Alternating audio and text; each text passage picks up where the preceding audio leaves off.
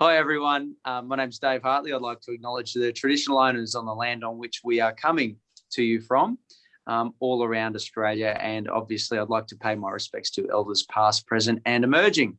I am so excited to be in the same virtual room with my co-author of Strangers on Country, Kirsty Murray, and our amazing artist and illustrator friend, Mr. Dub Leffler. How you going, guys? Great. So not bad. Well, Good for lockdown. Good for lockdown. Yeah. Victoria, New South Wales, lockdown. Dave having fun in Queensland. Dave always has the most fun. Yeah, rub it in. Hey, Kirsty, you've got the only copy of the book between the three of us here. I understand most of the copies have been sold out. So would you like to hold up the front cover of the book of which we're so proud? Which we love, because we absolutely screamed with excitement when we saw Dub's illustrations for this. Dave and I had been laboring away on the words for years before we actually saw the first illustration. And then it was just sort of like total squee moment. And this was the first illustration we saw, wasn't it, Dave? Yeah. Yeah. Narcisse Pelletier, or Anko, Yeah. which was his family name in the Torres Strait, and Sassy. Sassy. It's my favourite story in the book, Kirsty. I love that one of Pelletier. What a amazing journey that young fella had from France, and then ended back in Paris later on in life. Yeah, that's right.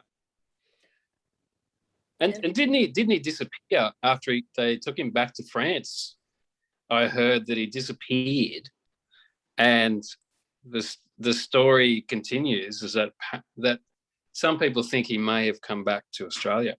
I'm sure he wanted to. I think the facts are pretty clear that he died at Saint Nevers. He did die in France, but I always sort of felt when I read about him that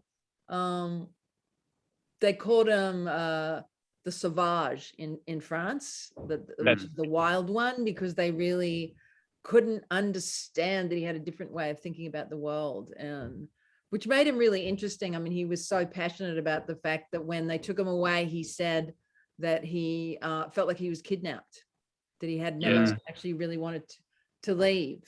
But it took a really long time for his story to come to Australia, actually, because they knew about him in France, but it wasn't until his stories were translated back into the English in the 1990s that Australians started to know these stories. I mean, what I loved about working on this book is it was such a privilege to work with you guys to make these stories common knowledge, to give them back to the people, because it's amazing that you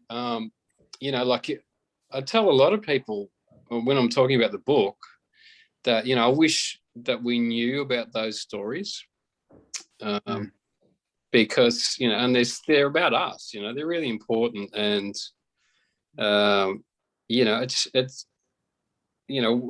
it shows relationships with Indigenous people and non-Indigenous people. It's in a different light, and that's that is something that should be valued.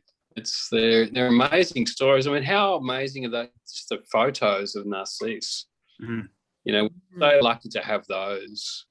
I show people that the book, and I show just those photographs. Jaws dropped. It's amazing. Yeah, and the feedback I've had from a lot of educated colleagues is that it's really shifted the conversation in classrooms about first contact.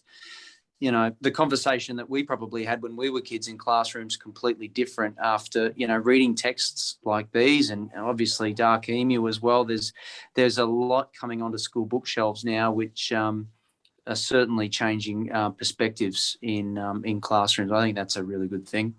I think it's fantastic. I mean, I never heard these stories when I was growing up, but always felt that there were things missing, that there must have been so many stories that I wasn't being told. And so being able to work with you two to put this together was a real privilege. It was really exciting.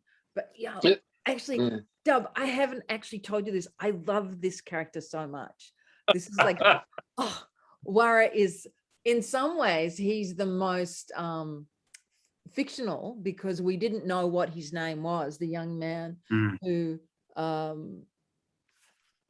was part of the rescue of the Bindle, of the shipwreck survivors. And he was a Bindle warrior, young man. And Dave actually had to bring him to life from such little scraps, and had to find a name for him when there was very little written information about him. But to me, he's really true. He's really real and really vivid.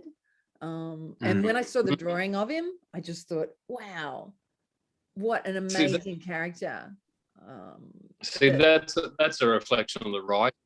If there isn't stuff there in the writing to respond to, then it can be quite hard. It's just sort of like, if it was one of the stories, you get given, and it was in a sense it's a joy, because you're not reading it as an illustrator, you're reading it as a reader, and you just then at the end of reading it, you're like, I get to illustrate this stuff. It's such an amazing thing to be able to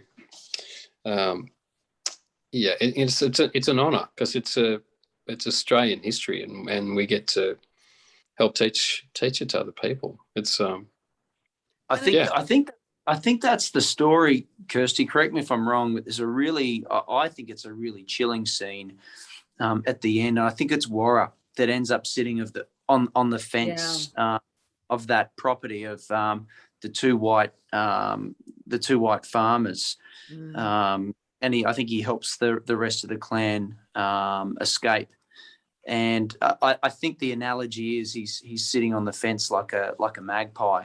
Yeah. And it's quite haunting. I find that story quite haunting. Yeah. Well, that's actually, I think it's a really interesting story in a way. That's it was Jeremy Morrill was the young sailor who was rescued by the Bindle and cared for, and then you made Wara as this fantastic character that who could connect Jeremy to his people and really welcome him into his community and into his country. And then there was that, in a way, when Jeremy went back to live in Bowen in Queensland, like when he went back to white civilization, he was like a magpie, but his impact on the Bindle too had sort of broken open this sort of black and white world, which I thought you captured beautifully in the writing. And Jeremy Morrill was the one that in David Malouf's novel Remembering Babylon, he wrote a scene based on the shipwrecked sailor Jeremy Morrill standing and saying, "I'm a British object," because he'd forgotten. That's right. That he'd forgotten his English. He'd been with the Bindle. He meant to say British subject, didn't he? Yeah, he meant to say subject and he said object, but I thought in a way it was an interesting illustration of how you think about your culture too, that that being owned rather than and was part of the whole colonization experience. And so that was kind of cool, really, that how language works, how language makes us see country. And like when we wrote Strangers on Country and listening to Dave talk about Queensland and talk about how he was interpreting the stories and seeing how you see a landscape when you can't have the words to describe it. And so like reading Indigenous stories, reading about people like Sassy and reading about Barodo and all the different characters through all the different stories, you start to see country differently. And I think that's a really special thing about the book, that for kids to help them see country differently. What wasn't because wasn't he on the fence? He was when he said that, wasn't he actually? He was He was, yeah, correct. Was Yeah, he was. Yeah, he was. Yeah. And Warra was watching from a distance, and Warra is the one who said he was like a magpie. Yeah, I actually one of the early drawing. That's yeah. Well, one of the early drawings I did for Jemmy. He was on the fence, and I was trying to illustrate that moment. That and because he was naked and trying to hide him in foliage, but at the same, trying to. It was an interesting challenge. Put that in the sequel, Dub. Yeah, that's it. On the B-roll. It's on the B. Yeah. Wouldn't it be great? I'd love to do a sequel. You guys were so cool to work with. I'm so proud of this book. I'm so proud of the word. I'm so proud of all the illustrations in it. It's a real honor to be associated with it. And it's cool because it's like it's not about us. Like people often go, like they've got a book and they'll bring a book out and it's come from them. Whereas these stories aren't, they're not from us. We just get to share them with people, and I think that's the special thing. Because it's not locked up in ego. Whereas all the other stories that people will bring out, there's a part of, you're representing yourself. Yeah, absolutely. I think last count I've done 8, junior fiction novels. This is the hardest book I've written, but also the one I probably treat with the most respect and the one I'm most proudest of. And you're spot on, mate. It's the subject matter you take so seriously, and you want to make sure that you're paying respect to all of those different clan groups that are represented within this text. So we had to take this really seriously and make sure we stayed true to the factual recounts of the day. But then we also had to tread very cautiously too. And we were, Kirsty's point about really developing the character of Warra. It had to be done so respectfully. And also the most rewarding book I've written, because it was a masterclass in writing with Kirsty. I mean, holy moly! Oh, I'm so lucky to have spent 6, 7, 8 months being tutored by one of the best. So thank you, Kirsty. Oh, Dave, you're such a flatterer. It was really a mutual learning experience. So, yeah, well, it's great. When you this is my 4th, 5th nonfiction. I love writing nonfiction. I think it's such an important form to share stories with kids that are really, really true, that are really, really coming out of history, and to help them understand connections in the world. So, but like you were just so fast, so quick. Like when you work with someone else, when you're writing, it doesn't matter how experienced you are, or it's what the other people bring to the table that makes a project work. It's never about one person, it's about the team. And you guys were just the most excellent team. So go team. We got on the shortlist. Yeah. Woo! It's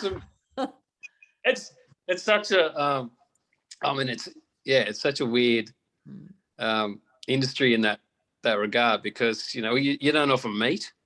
You'll be working on and they're all, and every book's different, and especially when you're working with different publishers, and it's the dynamics are always sometimes they're interesting.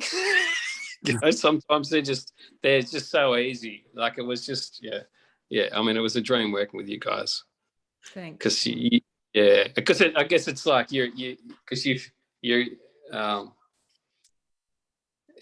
have the space to work. That's the thing. Like everyone just allowed each other to do their thing, which is that's really cool.